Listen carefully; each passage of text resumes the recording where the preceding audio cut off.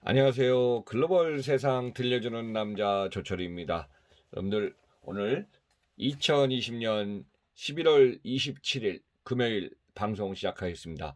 자, 오늘은 한국은행이 속보로 발표한 내용과 산업연구원의 발표 내용, 한국개발연구원 등 분석 자료를 갖다가 속보로 가져왔습니다. 자, 오늘 11월 26일 어제 하루 데이터를 보니까 코로나19 확진자가 500명을 넘어서 갖고 이 상태가 총 583명이 확진자에 감염이 됐다고 합니다. 자, 국내에서는 553명, 해외 30명 포함해 갖고요. 지금 상태가 조금 상황이 안 좋은 것 같습니다. 그래서 총 확진자는 32,318만 명, 아니 32,318명, 사망자는 515명에 이르고 있습니다. 전 세계적으로 6,118만 명이 확진됐고요. 143만 명이 사망했습니다. 가장 많은 미국은 1,321만 명 확진, 26만 9천 명이 사망했습니다. 그래서 여러분들 오늘 벌써 불금의 주말이네요. 오늘 하루도 항상 마스크는 기본이니까 자신을 지키고 상대를 갖다가 서로 지켜주는 거니까 마스크는 꼭 기본이고요. 손 씻기 자주 하시고 건강한 상태 하루하루 유지하면서 생활해야 될 것 같습니다. 자, 오늘은 2020년, 21년 경제 성장률과 환율 등 속보치를 가져왔습니다. 한국은행이 11월 26일 날 국내 총생산 GDP 전망치를 이전보다 0.2포인트씩 높여서 2020년에는 마이너스 1.1%, 2021년 내년에는 3.0%로 경제 성장률을 잡았습니다. 자, 코로나19가 요즘 들어 확산 속도가 겨울철 들어서 지금 높아지고 있어서요. 불안한 수준에 이르고 있다고 합니다. 올해 성장률은 수출이 혼자 선전해서 3분기 1.9% 성장률을 보였고요. 2021년은 올해 마이너스 성장으로 상대적으로 숫자가 높아 보이는 기저 효과가 있을 것으로 예상됩니다. 경기 회복은 기술적인 반등이 가깝지만요. 코로나19 재확산으로 인해 언제 무너질지도 모른다는 분석이 나왔습니다. 민간 소비는 8월부터 더 악화되기 시작하였고요. 코로나 확산에 가계 부채가 급등한 것이 현 상황입니다. 그래서 금융통화위원회도 기준금리를 0.5% 동결하기로 했습니다.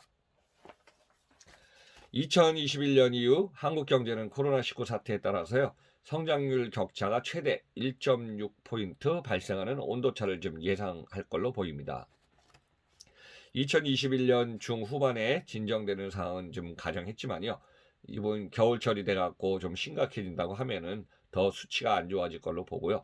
2022년 중반 이후가 되어서 잦아들 수도 있다는 것으로 보여집니다. 최근에 이제 코로나 백신이 개발돼갖고 상품화돼서 지금 접종이 가능하다 그러니까요. 우리나라에 언제 돌아올지 모르지만은 아세안 국가 중에서 벌써 제가 보니까 인구가 2억 7천 된 인도네시아는 사전에 계약을 해갖고요. 많은 지금 물량을 지금 받아들이기로 했고요. 물론 이제 날씨가 따뜻해갖고 상온 정도도 냉동 냉장 이런 어떤 보급 창고가 없다 그럽니다. 그래서 그만큼 돈이 많이 들어서 처음에 발표한 화이자의 냉동 보관 냉동 상태로 운송하는 수 배송하는 이런 상황은 힘들지만은 다른 회사들의 백신 개발은 그 상온 유지가 가능하다 그러기 때문에 그쪽으로도 좀 많은 선계약을 좀 한 것 같습니다. 좀 안타깝지만은 우리나라는 여기에 대해서 상당히 대응이 늦은 것이 현실입니다. 그래서 이제 2022년 중후반대야 좀 전반적으로 잦아들 걸로 보이고요. 2021년에는 2.2에서 3.0% 성장이 레인지 범위 내에서 예상되고 2022년도 성장률 1.9에서 2.5% 정도로 예상을 하고 있습니다. 근데 반대로 낙관 시나리오로 더 빨리 좋아진다고 하면은 2021년 내년에는 이제 0.8% 상승해서 3.8%까지 될 수도 있을 것 같습니다. 기저효과로 이제 반등을 한다는 얘기죠. 한국 경제는 마이너스 성장을 한 것을 한번 좀 찾아보니까요. 1980년대 마이너스 1.6%, 1998년 IMF 당시에 마이너스 5.1%로 두 차례 마이너스 성장을 했습니다. 그러면 이제 올해가 마이너스면은 우리나라 경제 성장률 세 번째 성장이 되겠죠. 자, 부문별로 한번 좀 정리해 보니까요. 상품 수출이 마이너스 1.6, 내년에는 5.3%로 좋아질 걸로 보고요. 경상수지 흑자 올해 2020년 650억 달러, 2021년에는 600억 달러 정도로 예상이 되고 있습니다. 자, 우리나라는 무역국에서 한 10위 안에 항상 들고 있어서 옛날에는 수출 수입 여기다가 관광 수지까지 해갖고 1조 달러 이상이 돼갖고 경상수지도 거의 1,000억 정도 넘어선 시기가 있었거든요. 근데 이제 최근에는 경상수지 흑자는 600억 달러 전후가 되고 있습니다. 민간 소비는요, 8월 당시 마이너스 3.9에서 마이너스 4.3으로 좀 되었고요. 취업자도 전년 대비 20만 명 정도 감소한 상황입니다.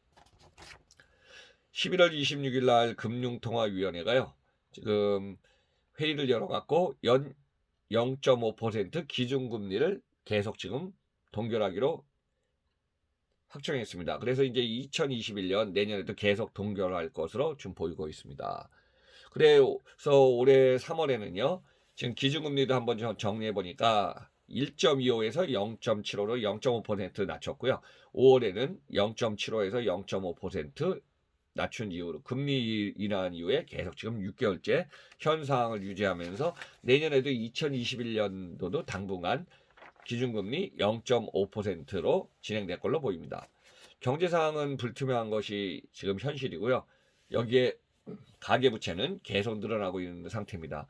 그리고 투자에 대해서 이제 쏠림 현상이 강해갖고 부동산과 주식 등 자산 시장이 너무 예상외로 뜨거워졌습니다. 그래서 우리나라 코스피도 며칠 전에 2,600선을 갔다가 고점을 찍고 기록하면서 계속 지금 2,600선을 유지하는 걸로 보이겠습니다. 미국의 다우존스도 3만 포인트를 갔다가 124년 만에 처음으로 지금 최고치를 갱신하고 있습니다. 그래서 금리 인하는 지금 당분간 동결되고 이런 상황이 계속될 걸로 보고 있습니다. 그래서 이제 국책연구 기관인 산업연구원도요, 올해 2020년 경제 성장률 마이너스 0.9, 2021년은 3.2% 수준으로 전망을 했고요. KDI 한국개발연구원은 2020년 경제 성장률 마이너스 1.1, 2021년은 3.1%로 예상을 하고 있습니다. 산업연구원이 발표한 전망치 보고서를 보니까요, 2021년 수출은 올해보다 좀 좋아질 걸로 봐서 약 11.2% 상승하고요. 수입도 약 9.6% 증가할 걸로 지금 예상을 하고 있습니다. 무역 흑자 규모는 521억 달러 수준으로 좀 예상을 하고 있습니다. 최근에 올해 들어서 국제유가는 기본적으로 이제 WTI유, 그다음 두바이유, 발렌트유가 있는데요. 1배럴당 올해 20달러 이하까지 일시적으로 지금 급락한 경우가 있었죠. 근데 이제 내년도 2021년은 1배럴당 평균 47달러 정도로 예상하고요. 환율은 1달러에 1110원 정도 내로 좀 예상을 하고 있습니다. 그러니까 전반적으로 올해 상황이 너무 안 좋았기 때문에 마이너스 성장의 폭이 컸기 때문에 내년은 기저현상으로 수준이 올라가고 서서히 좀 회복될 것으로 좀 보이고 있습니다.